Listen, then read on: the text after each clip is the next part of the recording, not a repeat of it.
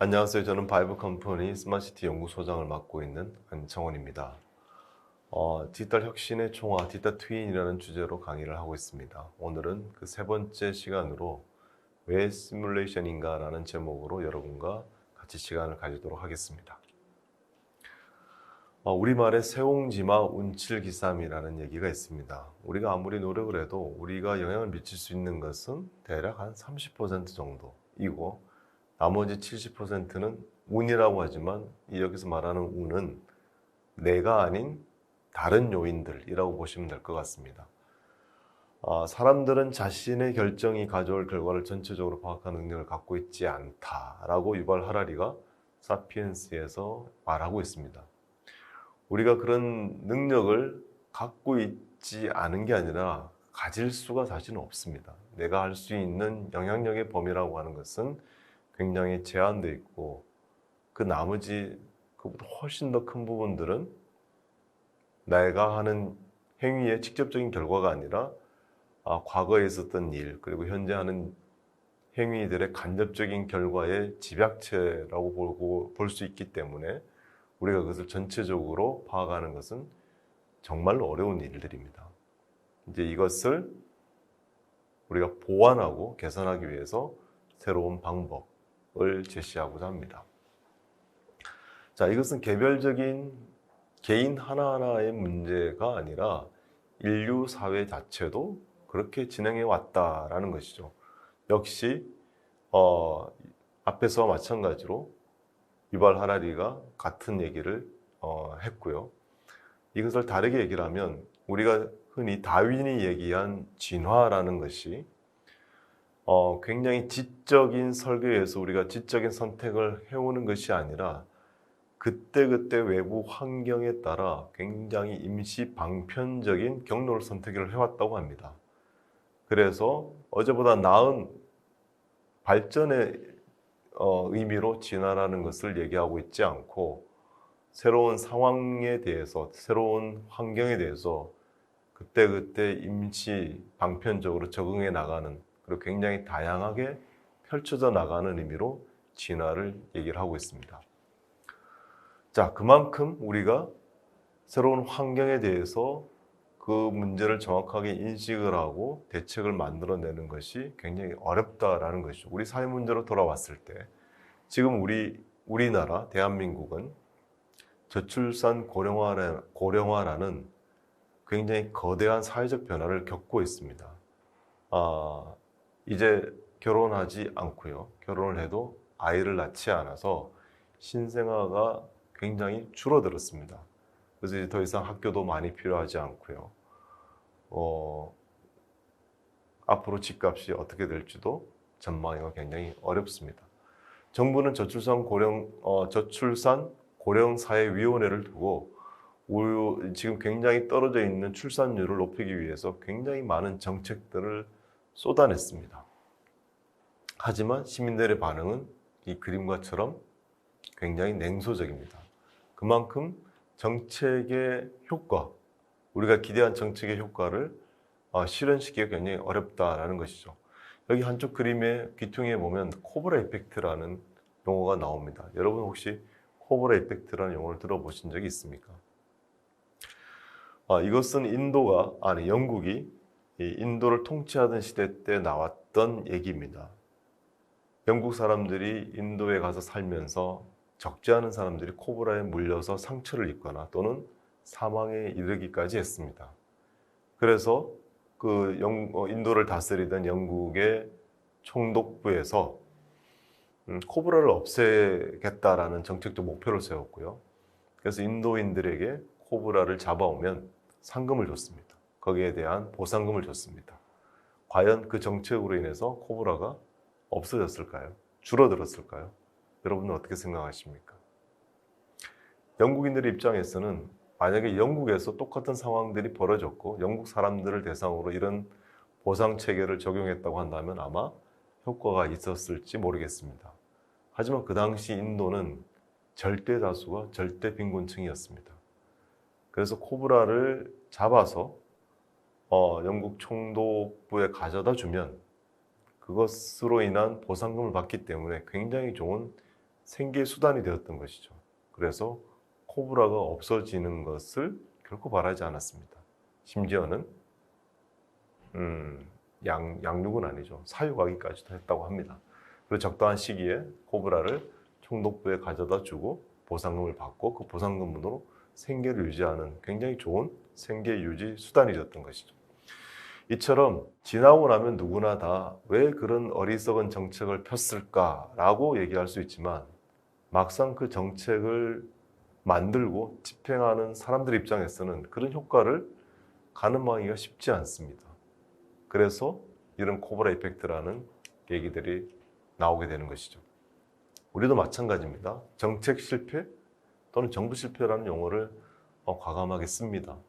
저출산 고령화 사회에서 인구 구조와 규모가 급격히 변화하고 있습니다. 우리나라는 굉장히 급격히 변화하는 나라 중에 하나입니다.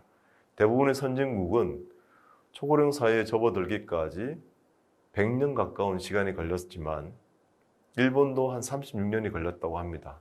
근데 우리나라는 일본보다도 훨씬 더 짧은 26년, 28년 경우에 따라 조금씩 다르긴 합니다만 굉장히 짧은 기간 내에 초고령 사회로 접어들고 있습니다.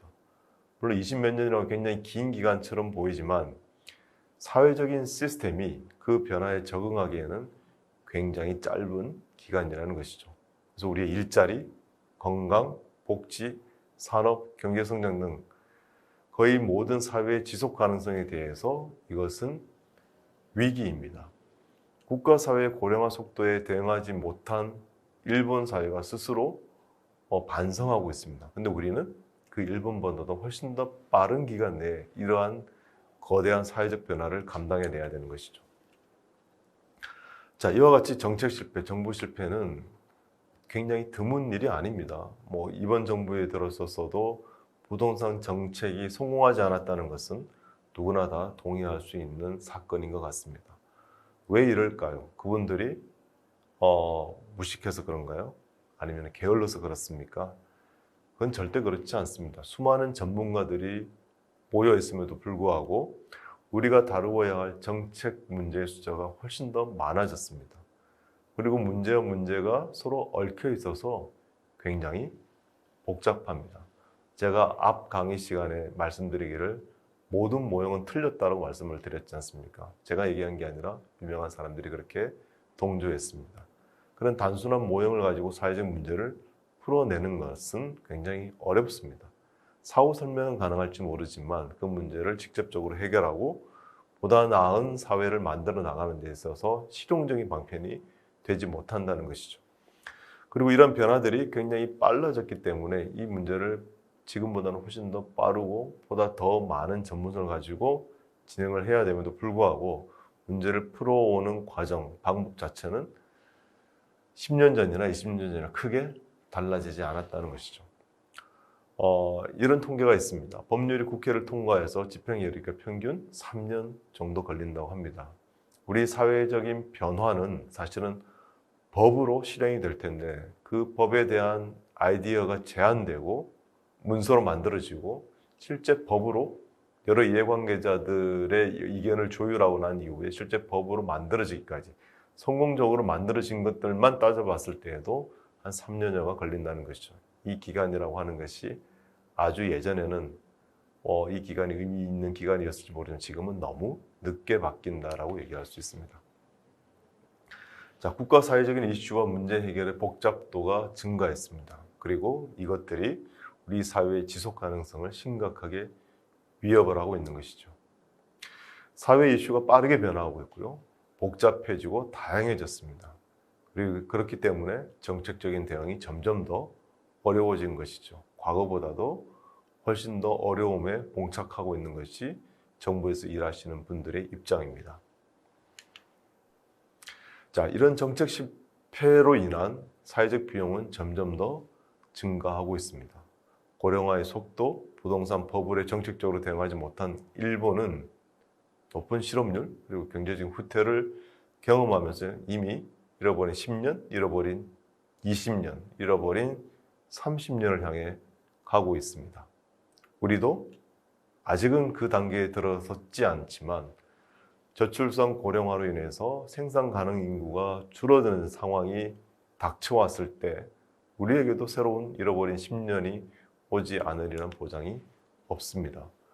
제가 앞서 말씀드린 것처럼 주요 국가의 고령화 속도가 이 표에 비교되어 있습니다.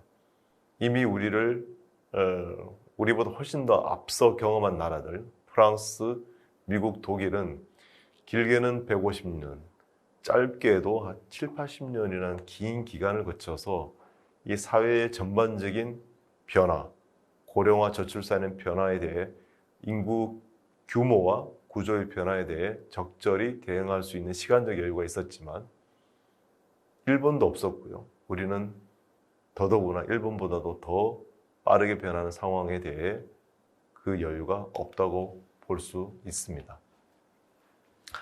자, 정부 3.0은 정부 주도로 행정을 펼쳐왔던 것들을 시민 중심으로 바꾸는 체계에서부터 시민이 직접 참여해서 자기의 문제를 직접 풀 수 있는 형태로 가자라는 것에 초점이 맞춰져 있었습니다.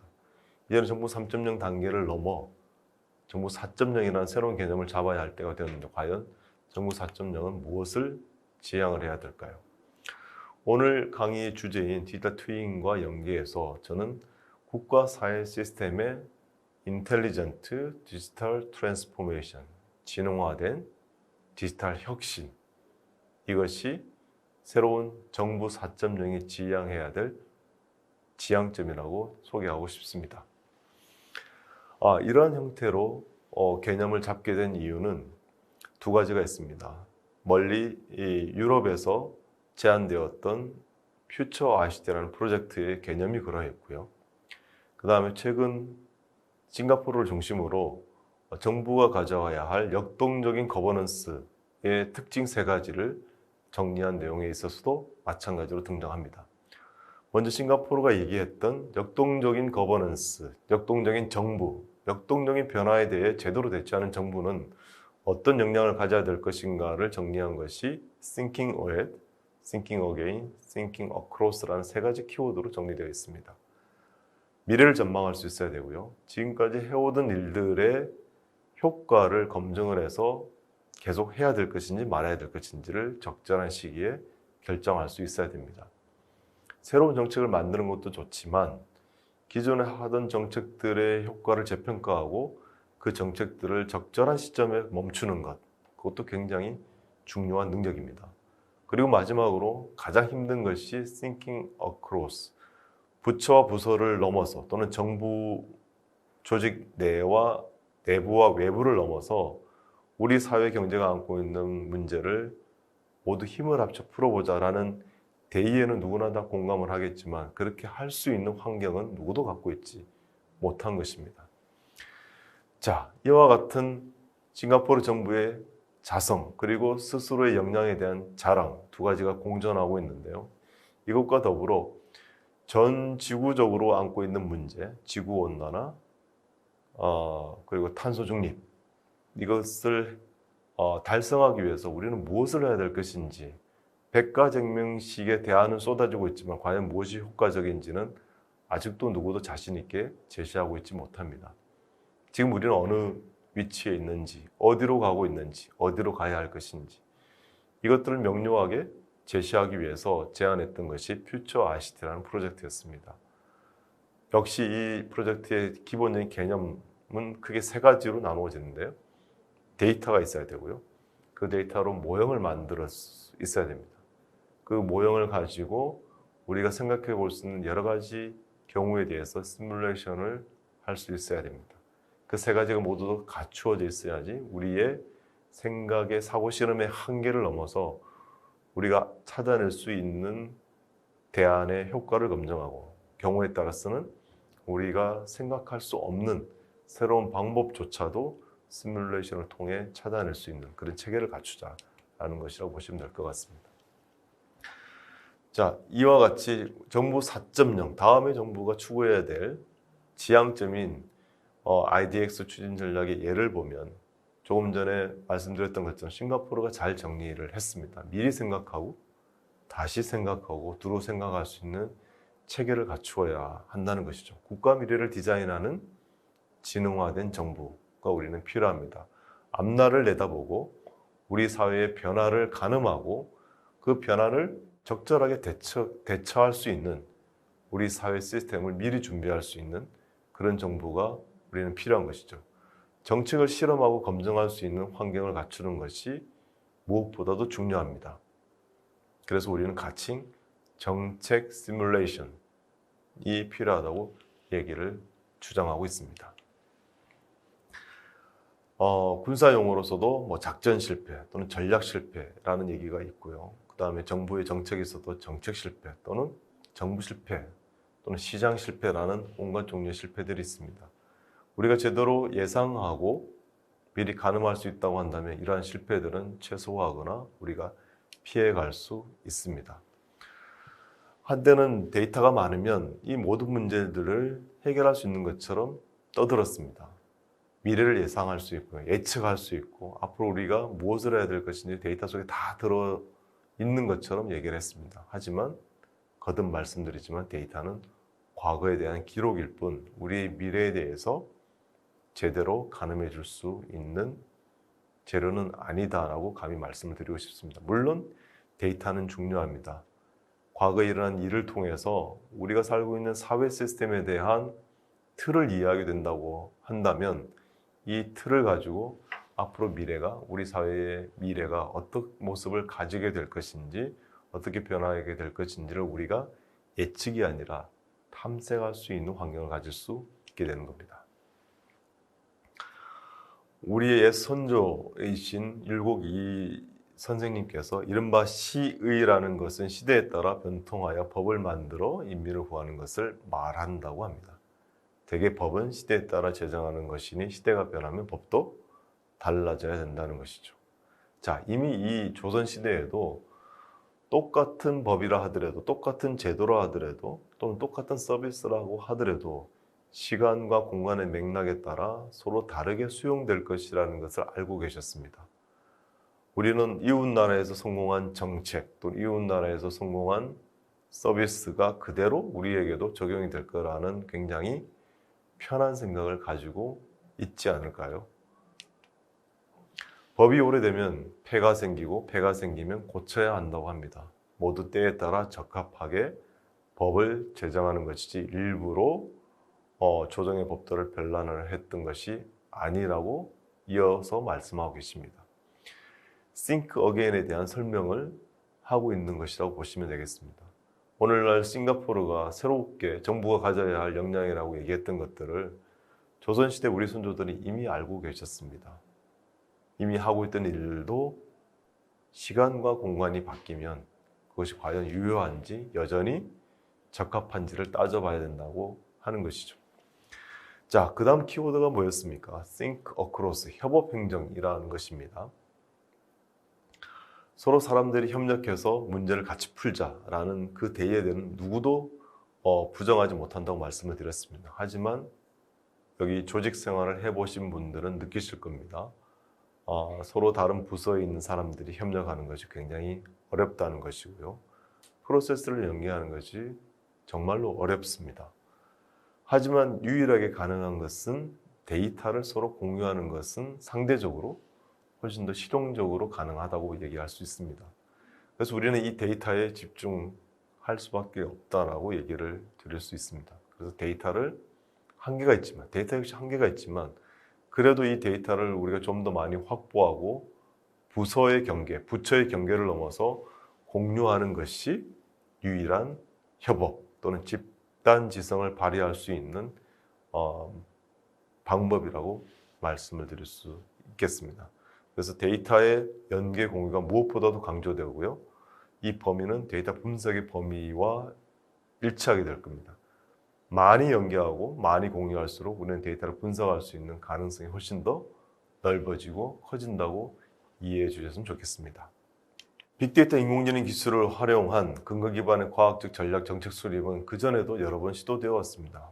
예전에 캐나다에서는 호라이즌 스캐닝 프로세스라고 해서 일부 빅데이터에 기반한 데이터 연계에 기반한 프로세스를 확립한 것도 있었고요. 우리나라에서는 산업부에서 미래연구 프레임워크라는 방법론을 만들기도 했습니다. 한국의 인구 정책은 출산율을 제고하는 것이 인구 증가에 도움이 될 것이다 라고 해서 사실은 셋째 자녀를 낳는 사람들한테 굉장히 많은 지원을 아끼지 않았습니다. 이것 역시 효과가 없었다고 볼 수는 없겠으나 결과적으로 보면 우리나라 전체의 출산율에 큰 변화를 가져다 주지 못했습니다. 결혼을 한 가정은 평균적으로 한 2명 정도의 자녀를 출산했지만 결혼을 하는 비율들이 점점 더 떨어졌기 때문에 우리는 전체적인 출산율에 변화가 없었던 것이죠. 그래서 출산율을 높이는 것이 정책의 최우선에서 최근에는 결혼율을 높이는 쪽으로 정책의 방향이 바뀌었다고 여러분 보시면 될 것 같습니다. 이와 같은 것들이 무려 10년, 15년 동안 여러 가지 정책을 피고 난 이후에 그 결과를 보고 사후 결과를 보고 방향을 뒤늦게 전환한 사례라고 보시면 될 것 같습니다. 자, 지나고 나면 누구나 다 그 정책의 효과 또는 정책의 결과에 대해서 얘기할 수 있습니다. 하지만 그 정책을 만들 때에는 과연 그 정책이 우리가 의도한 대로 우리 사회에 수용이 될 것인지에 대해 판단을 내리기가 쉽지 않습니다. 항상 디자인과 그 디자인된 결과에 따라 사람들이 쓰는 것이 아니라 그 디자인의 의도하고는 다르게 실제 적용되고 수용되는 것을 이 그림을 보고 쉽게 이해하실 수 있을 겁니다. 작은 서비스를 하나 만들 때에도 이와 같은 상황들이 비일비재하게 일어나는 것과 마찬가지로 우리 사회 경제적인 정책을 만들 때에도 항상 정책의 의도된 목적과는 다르게 변질되거나 변화되는 것들을 우리는 알 수 있습니다. 자, 이와 같은 정책을 실제 우리 사회에 적용을 하고 막대한 사회적 비용을 얻고 난 이후에 뒤늦게 그러면 그 정책을 바로잡아야 될 것이냐라는 데 문제의식을 가지고 모델링과 시뮬레이션이라는 기술들을 활용하는 쪽으로 저희는 제안을 하고 있습니다. 실제 상황이 아니라 실제 세계가 아니라 실제 사회가 아니라 디지털로 구성되어 있는 환경 속에서 우리가 가상적인 정책들을 만들고 그 효과를 실험을 하고 검증된 정책들을 가지고 실제 현실에 적용을 하게 되면 항상 정답을 찾는다고 보장을 할 수는 없지만 어이없는 사회적 비용을 초래하는 그런 정책들은 우리가 피해갈 수 있지 않을까 하는 것에서 이와 같은 모델링 시뮬레이션 기술들을 우리 사회 정책을 수립하는 데에도 활용하고자 제안을 드리고자 합니다. 이상 오늘 강의는 여기까지 마무리하도록 하겠습니다.